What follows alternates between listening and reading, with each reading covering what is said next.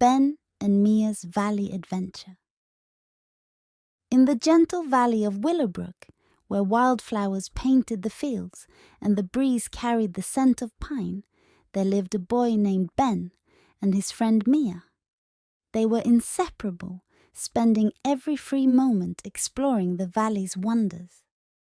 It was a place where each day seemed to hold a promise of adventure. The kind of adventure that didn't need magic, just curiosity and friendship. One summer morning, the sky was a perfect blue, and Ben and Mia decided to visit their favorite spot. An old wooden bridge that crossed over a sparkling brook. It was their thinking place, where they often sat with their legs dangling over the edge, watching the water flow beneath them, gurgling and whispering secrets. As they reached the bridge, Mia noticed something different. At the far end, nestled in the tall grass, sat an old wooden box. It was small and had a carved design of a tree, with branches spreading out like reaching hands. "Look at that, Ben," Mia said, her voice filled with curiosity. Ben squinted at the box. "Where do you think it came from?" he asked, stepping closer, his heart fluttering with the excitement of a new mystery. Mia shrugged, her eyes sparkling. "Only one way to find out," she said, her voice full of eagerness. Together they knelt by the box. It wasn't locked, just held shut by an old latch. Ben opened it carefully, and inside they found a note written on yellowed paper. The handwriting was a bit wobbly, like it had been written by someone in a hurry. It said, "To whoever finds this box, I need your help. Follow the brook, and you'll find me. Bring a friend." Mia looked at Ben, her eyes wide with excitement.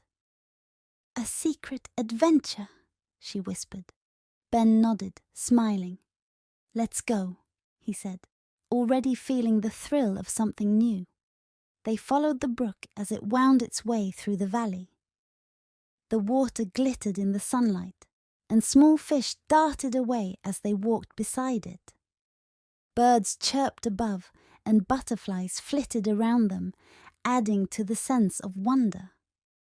The brook led them deeper into the valley, to a place they had never explored before, a grove of trees with leaves that danced in the breeze, casting dappled shadows on the ground. In the middle of the grove, they found a small cottage.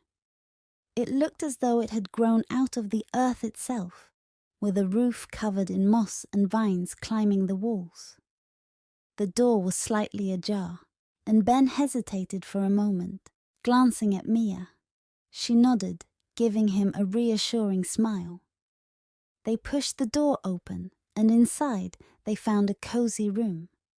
There were shelves filled with jars of dried herbs, a small table with 2 chairs, and in the corner a bed covered in a quilt. But what caught their attention most was a little old woman sitting by the window, her eyes kind and her face wrinkled like the bark of an old tree. "Hello, children," she said, her voice gentle and warm. "Thank you for coming. I was hoping someone would find my note." Mia stepped closer, her curiosity getting the better of her. "Why did you need help?" The old woman smiled. "My name is Agnes," she said. "I used to take care of this grove, but I'm not as strong as I used to be. The brook needs clearing so the water can flow freely again. It helps keep the grove healthy, and I could use some young hands to help." Ben looked at Mia, then back at Agnes. "We'd be happy to help," he said, his voice filled with determination. Agnes's eyes twinkled. "I knew I could count on you," she said, pointing to a pile of wooden tools near the door. "Take what you need and be gentle with the brook." Ben and Mia each took a small rake and a bucket, and they headed back outside. They walked along the brook, picking up fallen branches and clearing away the leaves that had gathered in the bends. The work wasn't hard, but it took time, and they talked and laughed as they worked, enjoying the warmth of the sun on their backs and the cool splash of water on their hands.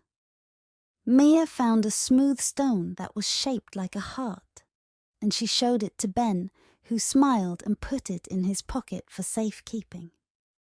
They watched as the water began to flow more freely, the brook's gentle song growing louder as it danced over the rocks.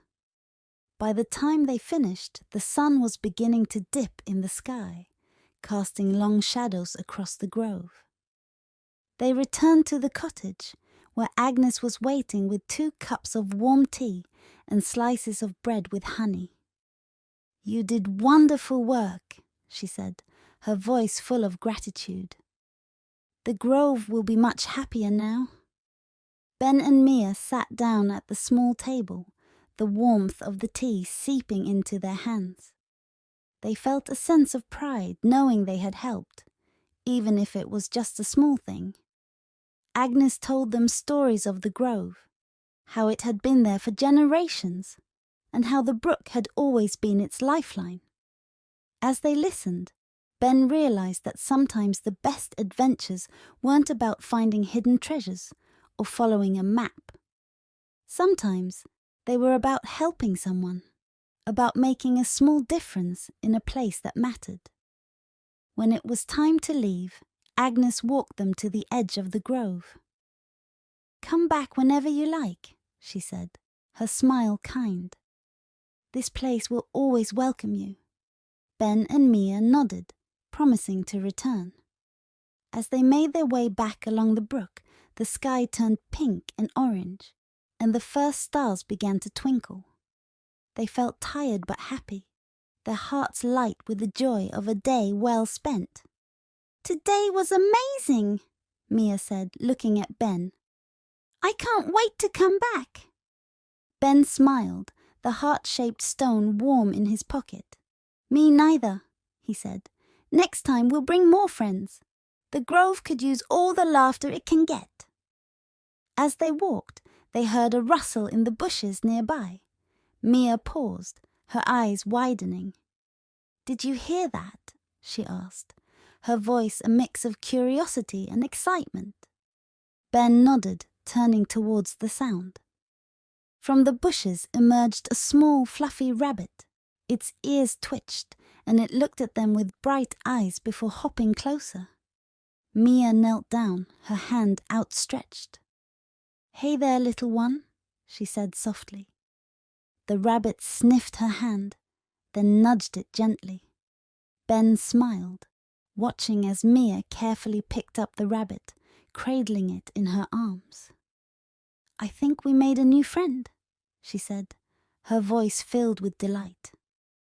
They decided to bring the rabbit back to the grove, thinking it might belong there. When they arrived, Agnes was still at the cottage door, and her face lit up when she saw the rabbit. "Ah, you found Clover," she said, her voice filled with relief. "He likes to wander, but he always finds his way back." Mia handed the rabbit to Agnes, who held him close. "Thank you, children. You've done more for me today than you know."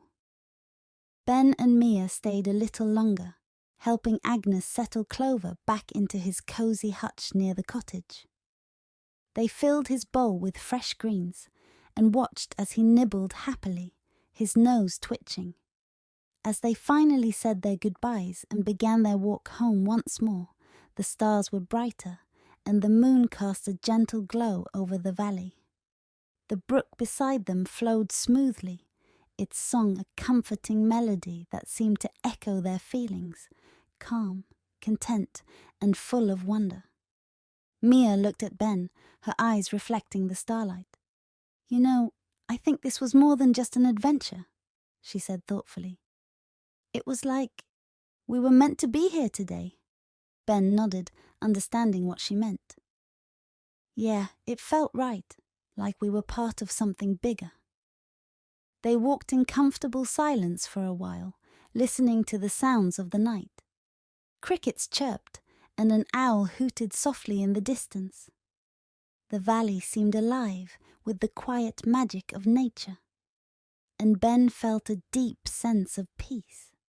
When they finally reached the old wooden bridge, they stopped for a moment, looking out at the brook, now flowing freely under the moonlight.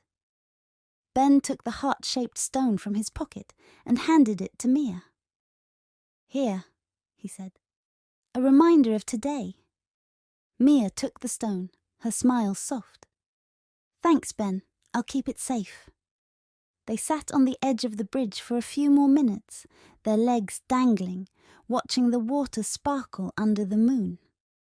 It was moments like this that made them realize how lucky they were, to have each other, to have the valley, and to have the chance to make a difference, no matter how small. And as they finally stood and headed home, they knew that this was just the beginning of many more adventures. Adventures filled with friendship, bravery, and the simple joys of exploring the world around them.